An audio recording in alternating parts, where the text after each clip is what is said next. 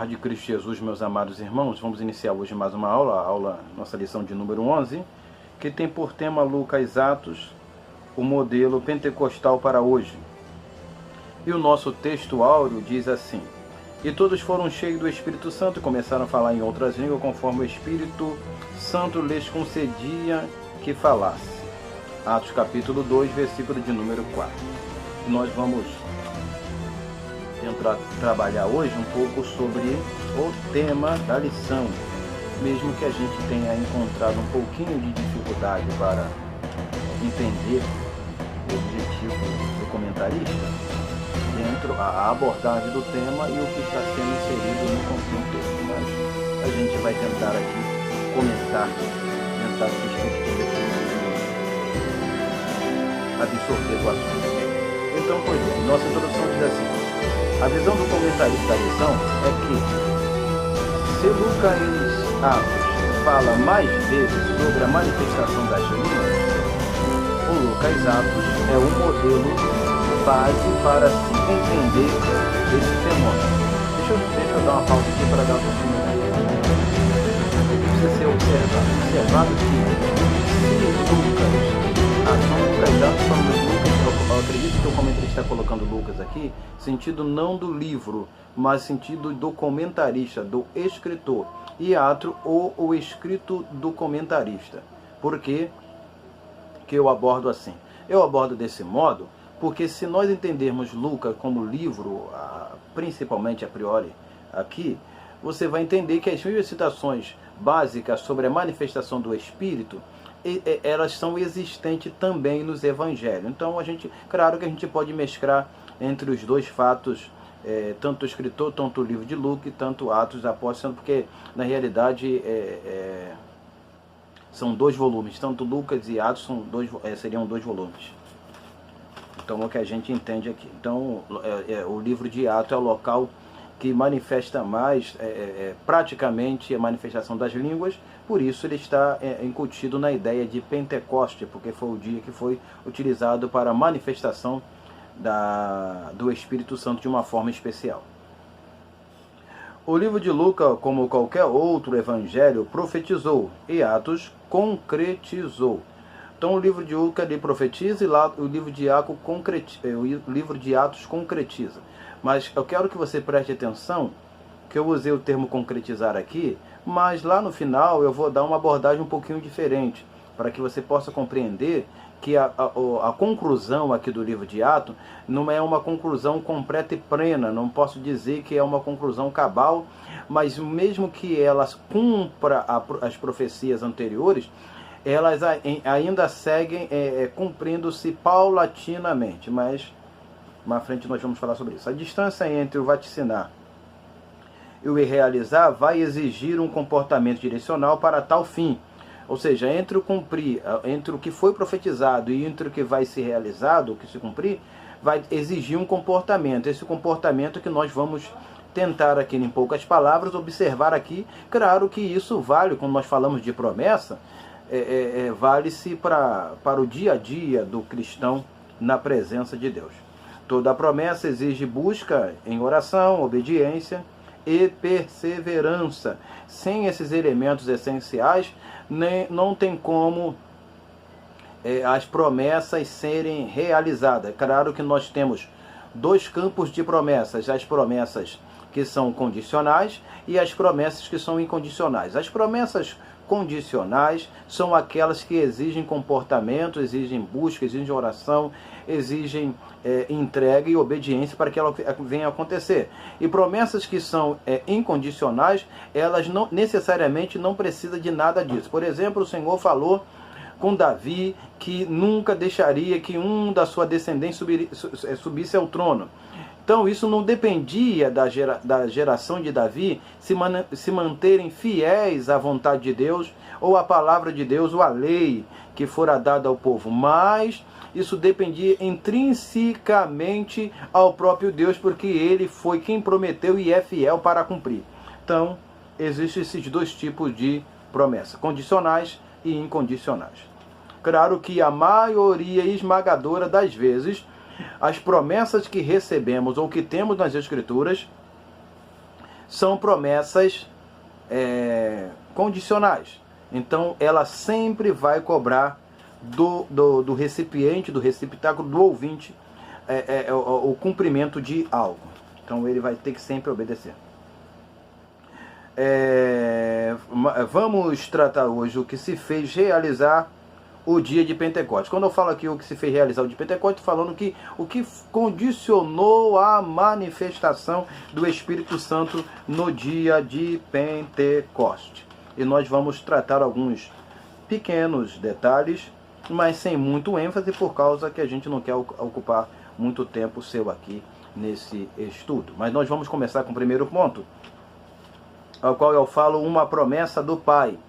A promessa do manifestar, eu vou tentar aqui, objetivamente, não falar do derramar do Espírito Santo ou descida do Espírito Santo. Mas, afinal, lá na conclusão, você vai me entender um pouquinho melhor, que eu vou falar mais sobre isso. Mas vou tentar aqui não falar do derramar e nem da descida, porque nós temos no título de Atos Apóstolos capítulo 2 a descida do Espírito Santo. Aborte isto da sua cabeça. Mas vamos lá. Uma promessa do Pai. E nós vamos basear isso em Lucas capítulo 24, versículo de número 49, que diz assim: eis que sobre vós envio a promessa de meu Pai.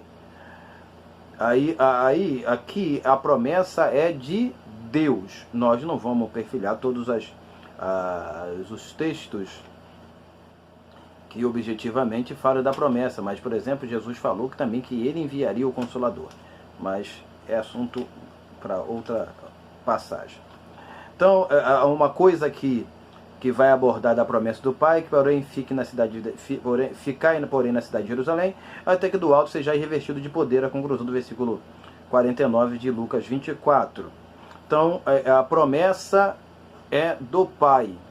Deus prometeu.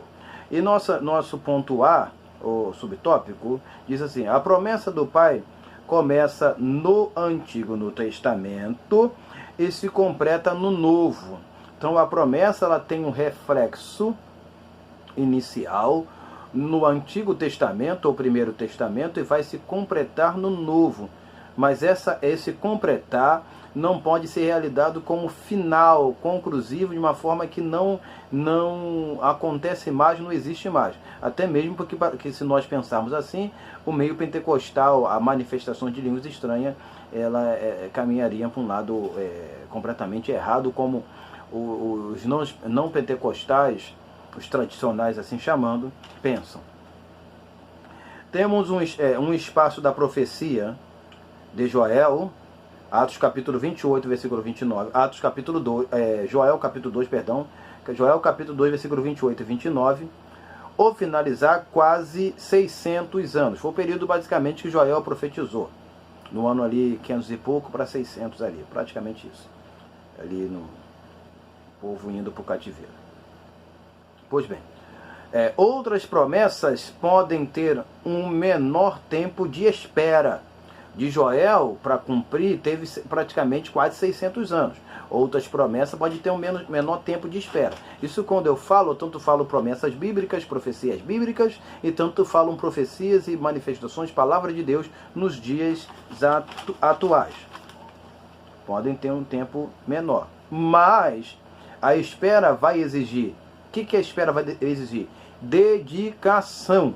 A espera vai exigir mais o quê? Santificação na vida do indivíduo cristão, ou seja, o cristão é aquele que espera. Então ele vai ter, não só essas daqui, outras mais dedicação e santificação. Essa promessa foi alimentada pelo povo e pelos profetas. O que é ser alimentada? É uma esperança vívida e eficaz no coração daquilo que fora vaticinado ou profetizado no passado, mas ainda sendo alimentada, sendo esperada, sendo pensada no presente do povo que recebera e dos povos anteriores, até assim, devido às conclusões. Assim a gente pode pensar. Então a promessa ela foi alimentada pelo povo e pelos profetas. Aí nós temos, por exemplo, deixa eu só citar aqui, Abacuque capítulo 2, versículo 14, que vai falar que o Espírito de Deus, por que eu coloquei aqui Abacuque 2, 14? Que é em forma de conhecimento, porque, por exemplo, a Bíblia diz que como as águas cobre o mar, a terra, e todo o mundo, todo local vai ter conhecimento de Deus. Isso não só em Abacuque capítulo 2, 14, e tanto em Isaías capítulo 11, versículo 2, que fala do espírito de conhecimento. Você vai ler lá e vai compreender melhor. Mas isso foi sendo esperado e foi se avançando ao decorrer do tempo, até chegar, por exemplo, nas vésperas do nascimento de Jesus, que nós temos, por exemplo, quando Jesus for apresentado no templo, em Atos, em Lucas, capítulo 2, versículo 25 a 27, e versículo também 36. No versículo 25 a 27, fala de Simeão, que falou que o Espírito de Deus usou alguém, provavelmente a profetisa Ana, que tinha 84 anos de idade, que também chegara naquela ocasião e glorificava a Deus, provavelmente ela que profetizara sobre este fato, entendo eu, e que ele não morreria sem que ele visse o Messias, o Salvador. Então ele, ao decorrer daquele tempo que ele ouviu a profecia, ele foi alimentando certas esperanças. Aí de repente você pode me perguntar, mas pastor Manuel, por que o Senhor colocou essa passagem da esperança da vinda de Jesus relacionado à manifestação do Espírito Santo? Porque é com a vinda de Jesus que o Espírito Santo vai se manifestar. Não havendo manifestação física material de Jesus, não tem como haver manifestação do Espírito Santo depois ou a posteriori ao retorno de Jesus, ou a ida de Jesus aos céus. A ida de Jesus aos céus. B, o segundo subtópico. A promessa do Pai passou a ser a promessa de Jesus.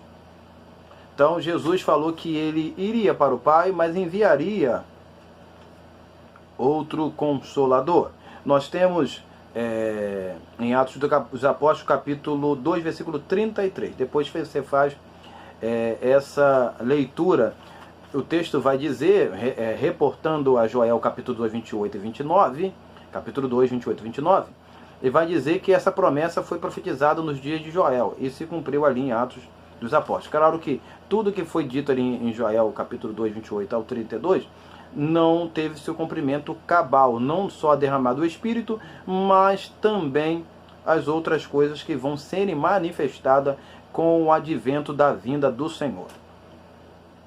Pois bem, que foi vaticinada por João Batista na ocasião do batismo. Então, eu estou dizendo aqui referente ao Espírito Santo. Mateus capítulo 3, versículo 11, João batizava com água, Jesus batizava com o Espírito Santo. Ele falou, vai vir um que eu não sou digno de desatar, ou me abaixar para desatar as correias das suas sandálias, e esse batizará com o Espírito Santo e com fogo. Mas o nosso assunto aqui é o Espírito Santo. Por diversas ocasiões Jesus falou do Espírito Santo.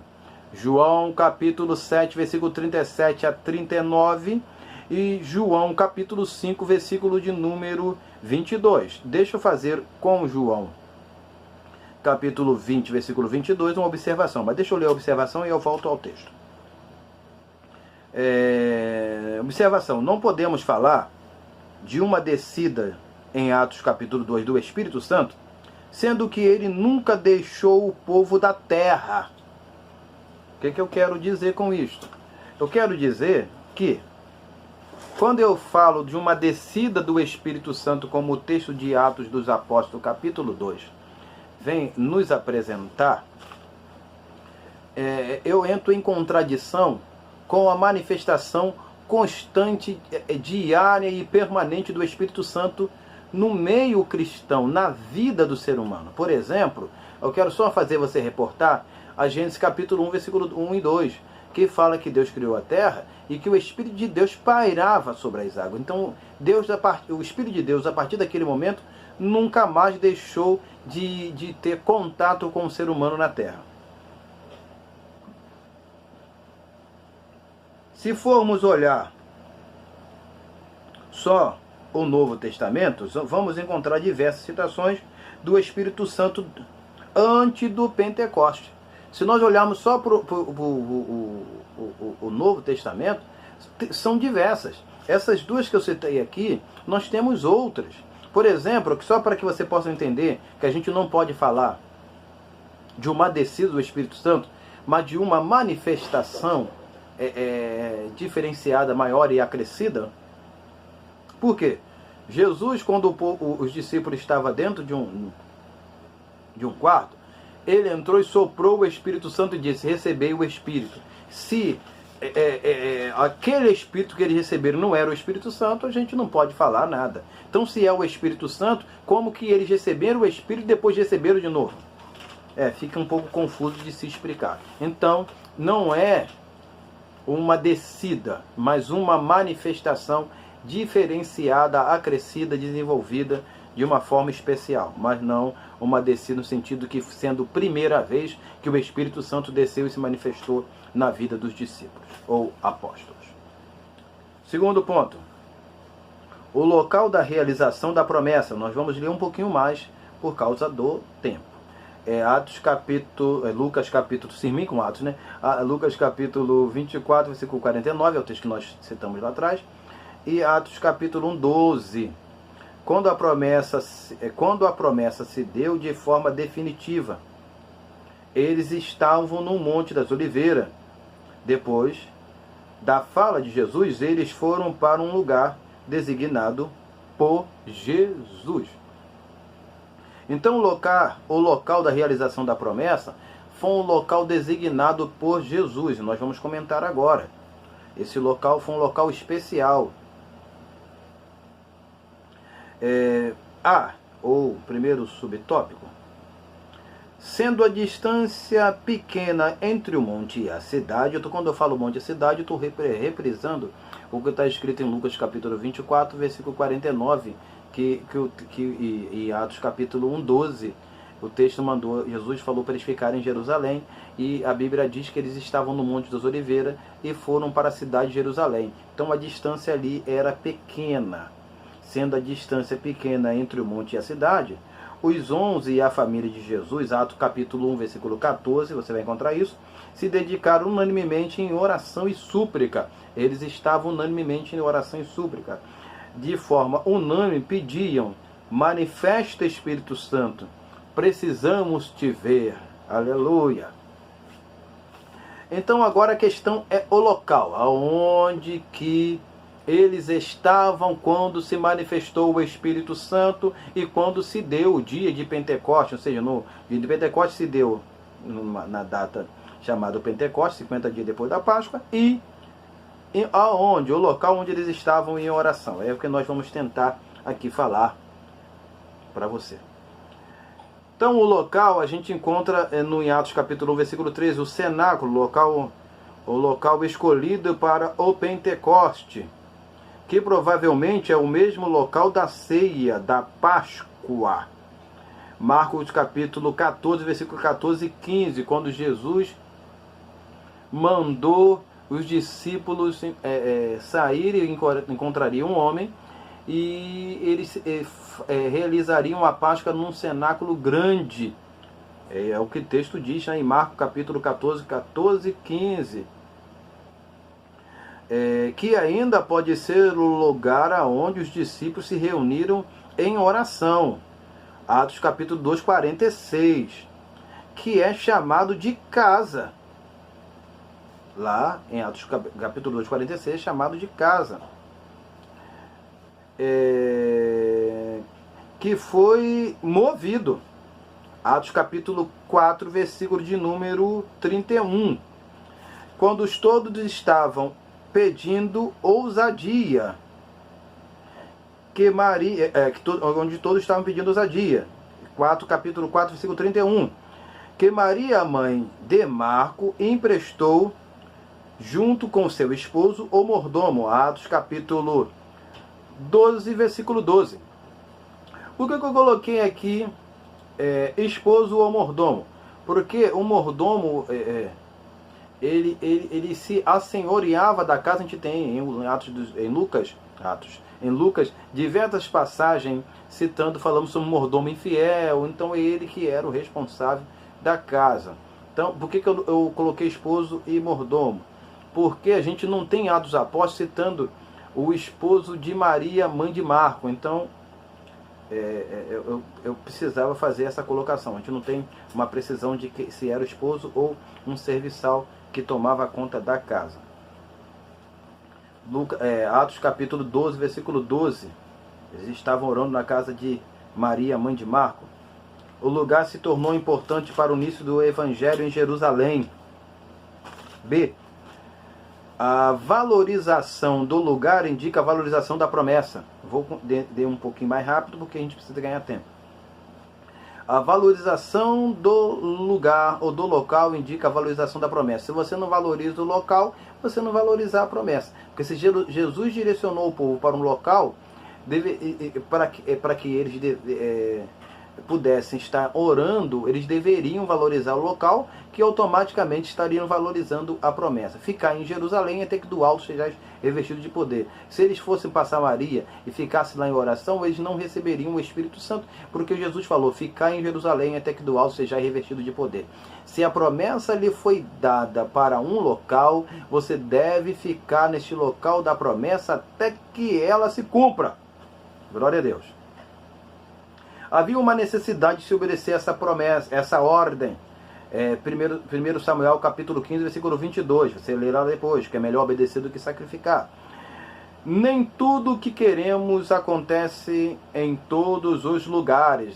Porque não? Eu estou obedecendo a Deus, mas estou no lugar errado. Não remova os limites antigos que constituíram seus pais que vieram antes de vós. Não devemos remover as promessas de Deus para os locais ou os lugares que nós achamos que é primordial e necessário para que as promessas de Deus aconteçam. Se Deus escolheu um lugar, é ali que você deve adorar. Cada lugar vai ter a sua característica, cada lugar vai exigir um modo de se comportar. Se o local foi indicado para uma promessa, lá só se deve buscar a promessa.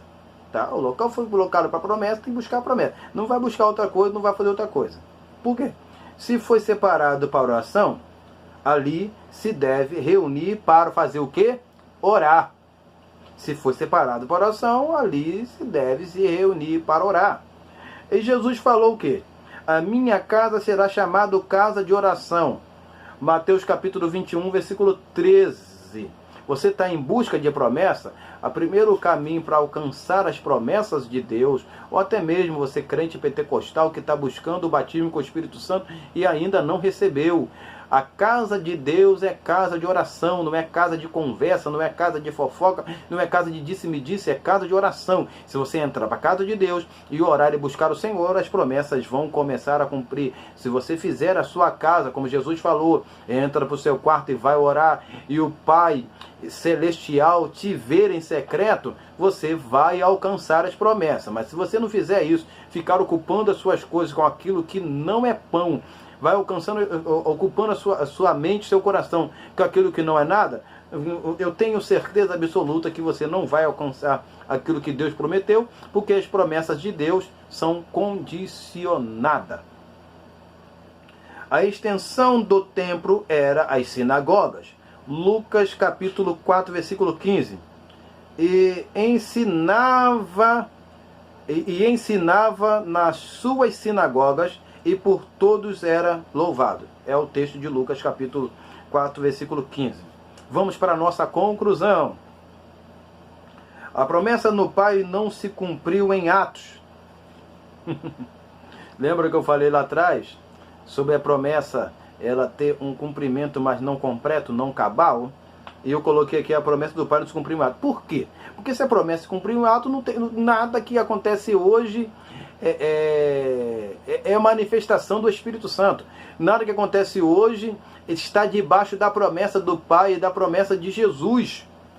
Então, o cumprimento da promessa em Atos dos Apóstolos é um cumprimento que se deu, mas ele é transitório no sentido de que está transitando até o final da vinda de Jesus. Pois, se esta promessa foi cumprida em Atos, o que vivemos hoje é uma falácia, mentira. Falácia significa mentira. Na realidade, o que aconteceu em Atos foi o início do cumprimento da promessa. Iniciou o cumprimento da promessa, mas a promessa ainda está para se cumprir de uma forma plena. O que aconteceu em Atos tem a sua continuidade no decorrer dos séculos. Mateus capítulo 28, versículo 20, Jesus falou: estarei convosco todos os dias até a consumação do século. Enquanto existir igreja, Jesus estará conosco. Enquanto existir igreja, o Espírito Santo vai se manifestar no meio da igreja, enchendo os corações que buscam em oração e súplica, reunidos ou particularmente. O local aqui não vai agora ter validade sobre a pessoa, mas se você, como já citei, orar dentro do seu quarto ou reunido na igreja, buscando a presença do Espírito Santo, as coisas de Deus hão de se manifestar na sua vida de uma forma especial e plena, mas sempre dando oportunidade para se manifestar acrescidamente em nossos corações. Quanto mais buscamos a Deus, mais aprendemos de Deus e conhecemos a verdade do Senhor. Jesus permanece conosco através do Espírito Santo. E eu concluo aqui. Amados, é o que nós falamos aqui, o que eu falei aqui, tem por objetivo trazer para você, estudante das Escrituras, da Revista Econômica da CPAD, um conhecimento paralelo, relevante para o assunto. Então, eu peço a você que não só ouça, mas ouça com detalhe, com ênfase, anote as passagens e entenda o que eu estou falando para que você possa abordar de uma forma até mais aperfeiçoada, o Espírito de Deus lhe concedendo esse entendimento. Então, fazendo isso, você vai alimentar os seus alunos de uma forma especial. Que Deus venha lhe abençoar. Se você quer saber o meu pensamento, porque eu não vou falar agora aqui, porque causa do tempo, sobre as línguas estranhas em Atos dos Apóstolos, ali em Atos capítulo 2, eu peço a você que olhem os meus vídeos anteriores que falou sobre o Pentecostes, as edições anteriores. Você vai olhar na playlist ali, você vai encontrar os meus vídeos e ali eu vou estar falando exclusivamente sobre a aula do Espírito Santo, explicando o que aconteceu ali em Atos capítulo 2, ok? Vamos orar, pedir a Deus para abençoar as nossas vidas e nos dar uma excelente aula de escola dominical. Senhor Deus, muito obrigado por essa preciosa oportunidade que o Senhor nos concede. Que em nome de Jesus possamos entender e compreender a Tua vontade para as nossas vidas. Dê sabedoria a esse professor, essa professora, esse aluno que vai estar acompanhando esse conteúdo, que ele possa aplicar este conhecimento não só em sua sala de aula, mas também na sua vida pessoal. E que em nome de Jesus possamos crescer na graça e no conhecimento da palavra do Senhor. Amém e amém. Que Deus venha lhe abençoar, fique na presença do Senhor. Não se esqueça de se inscrever neste canal, curtir e compartilhar. Faça que outras pessoas possam estar vendo esse conteúdo, sendo alimentado por este conteúdo. E que Deus possa lhe abençoar em nome de Jesus. Não deixe de comentar aqui, porque seu comentário é muito importante para nós estarmos aperfeiçoando, se dedicando na obra do Senhor para trazer coisas novas e diferentes para você. Amém e amém.